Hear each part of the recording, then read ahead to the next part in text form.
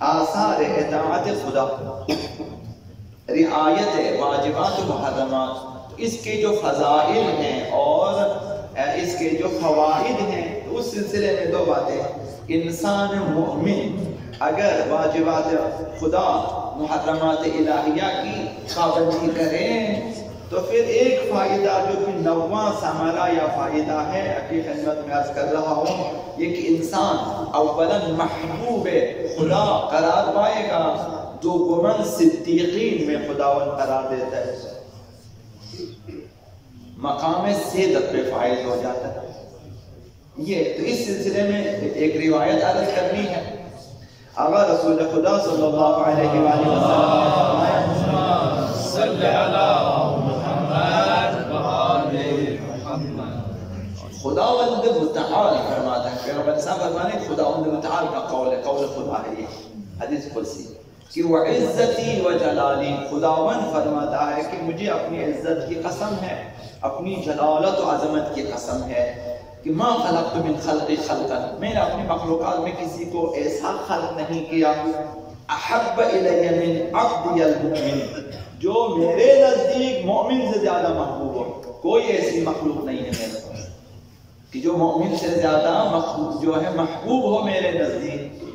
اور اس محبت کی نشانی خدا متعال نے یہ بیان کر دی، فرمایا کہ وَلِذَلِكَ سَمَّيْتُهُ بِاسْمِي مُؤْمِنًا، اسی لیے میں نے مومن کو اپنا نام دیا ہے، میں مؤمن ہوں اسے میں نے مومن نام دیا ہے۔ خداوند متعال مؤمن ہے، جیسا کہ قرآن مجید میں آیا ہوا ہے کہ خداوند متعال کا ایک نام مومن ہے، اور یہی مومن خدا متعال انتخاب کیا مومنین کے لیے جو واجبات و محرمات پہ پابند رہیں، تو وہ مومن ہے، یعنی اس میں خدا متعال اس کے انتخاب کیا۔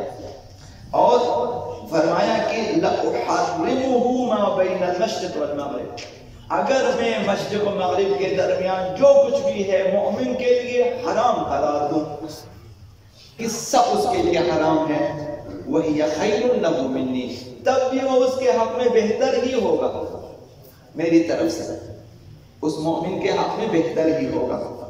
وَإِنِّي لَأُمَلِّكُهُ مَا بَيْنَ الْمَشْرِقِ وَالْمَغْرِبِ، اگر میں اسے مشرق و مغرب کا مالک بنا دوں، وَهِيَ خَيْرٌ لَهُ مِنِّي، تب بھی وہ میری طرف سے اس کے لیے بہتر ہے۔ اگر شرق و غرب کا مالک بن جائے تب بھی بہتر ہے، اگر محروم کر دے ہر چیز سے تب بھی خدا کی پھر بھی میری طرف سے اس کے لیے اچھی چیز ہے۔ بس فَلْيَرْضَ بِقَضَائِي، بس مومن سے خدا متعال کا خطاب یہ ہے بس میرے احکامات سے راضی ہو جاؤ، میں نے جو حکم دیا ہے، میں نے جن چیزوں سے منع کیا ہے ان پہ راضی ہو جاؤ۔ وَلْيَصْبِرْ عَلَىٰ بَلَائِي، میری آزمائشات اور امتحانات پہ صبر کر لو۔ مومن کا امتحان حتمی ہے اس دنیا میں، تو اس امتحانات پہ صبر کریں۔ فرمائے وَلْيَشْكُرْ نَعْمَائِي، میری نعمتوں پہ شکر گزار رہو، تو پھر کیا ہوگا؟ خدا تعالیٰ نے فرمائے پیغمبر اسلام سے اکتبہ یا محمد صلی اللہ علیہ وآلہ صدیقین عندی، میرے نزدیک میں اس مومن کو اپنے ہاتھ صدیقین میں لکھ دوں گا۔ وہ مومن جس نے واجبات کی پابندی کی، محرمات سے اجتناب کیا، میرے نزدیک وہ لکھا جائے گا کہ یہ صدیقین میں شامل ہے، اب خاص اولیاء الہی میں شامل ہے۔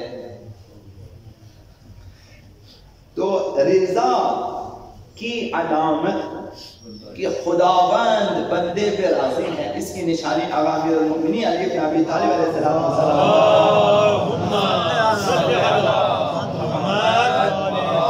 بندہ اگر خداوند متعال کے احکامات پہ راضی ہو، رمضان مبارک کے 30 دن کے روزے بندہ راضی ہے، خدا میں راضی ہو، شبانہ روزی، یہ نمازیں، یہ نوافل، یہ 51 رکعت نمازیں، بندہ کہے کہ میں راضی ہوں، مسئلہ ہے۔ اسی طرح باقی احکامات پہ فرمایا کہ یہی نشانی ہے کہ خداوند اس پہ راضی ہے، بندے کی رضایت اس کی رضایت کی نشانی ہے۔